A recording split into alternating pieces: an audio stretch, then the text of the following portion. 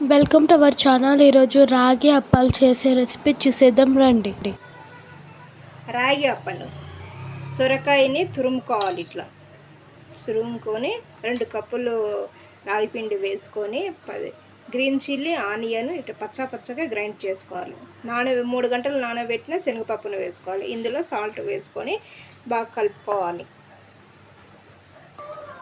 Water పోసుకోకుండా ఇలా కలుపుకోవాలి, ఎందుకంటే సొరకాయలోని వాటర్ ఉంటుంది కాబట్టి సరిపోతుంది. ఇలా పేపర్కు ఆయిల్ పూసుకొని ఇలా చేసుకోవాలన్నమాట. చేసుకొని కడాయిలో ఆయిల్ పెట్టుకొని వేడేంత వరకు ఉండి, వేడైన తర్వాత ఈ అప్పలు వేసి కాల్చుకోవాలి. ఇలా వేడి కడాయిలో నూనె పూసుకొని ఇలా వదులుకోవాలన్నమాట ఫ్రెండ్స్. బట్స్ ఆల్రెడీ అవర్ రాగి అప్పలాలు ఎంత బాగున్నాయి ట్రై చేయండి. ఇది పచ్చళ్ళ పచ్చడి తినండి.